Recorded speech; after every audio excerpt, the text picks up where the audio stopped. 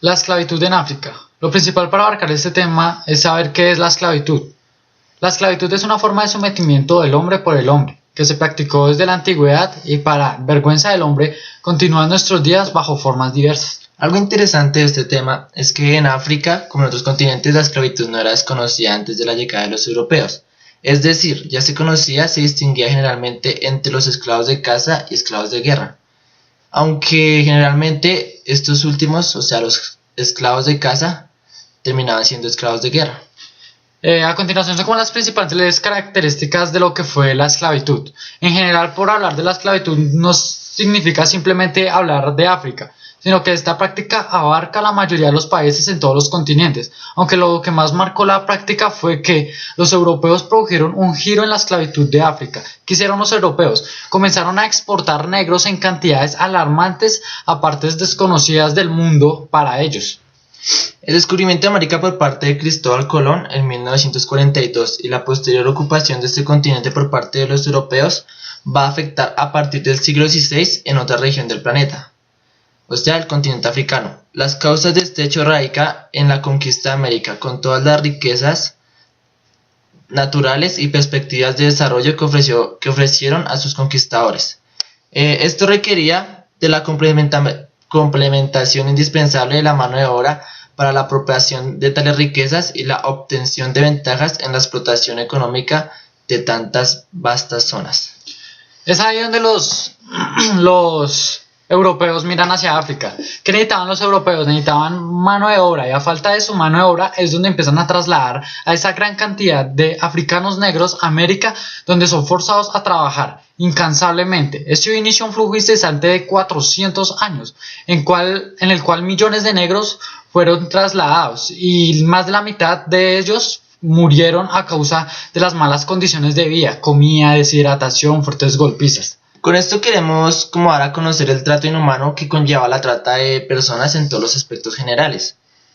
En este momento vamos a hablar de la trata negrera, que era la trata de los negros, que generalmente empieza con la explotación de las costas de África y el descubrimiento de América en el siglo XV, y su colonización entre los 3 siglos siguientes. Esto impulsó de forma considerable el comercio de esclavos.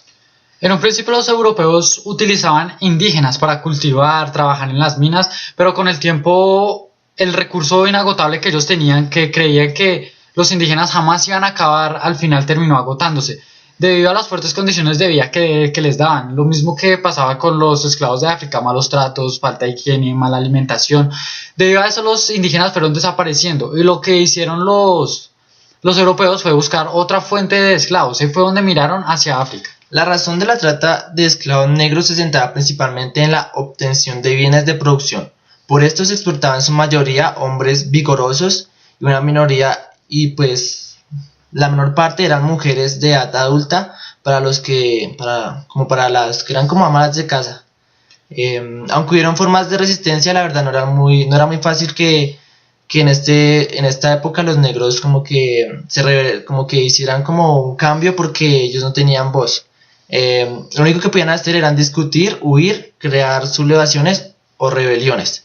Es difícil decirle una fecha exacta para completar la abolición de los esclavos, ya que esta se dio en diferentes fechas.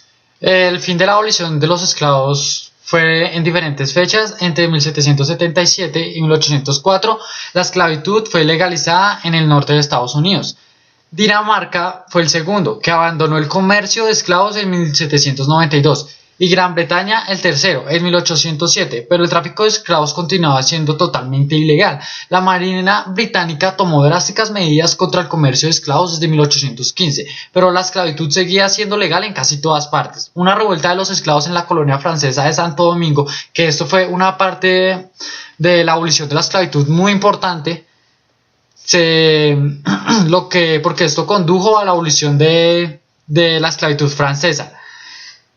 La defensa de la esclavitud entre blancos y negros surgió luego de que la libertad de los esclavos estaba concreta. Empezó a haber un extremo racismo, ya que la gente creía que los negros, simplemente por el hecho de haber sido esclavos, no tenían los mismos derechos o las mismas o las mismas condiciones de vida que tenían las personas, porque supuestamente ellos no eran normales. Como decían antes, los negros en ese tiempo no tenían alma.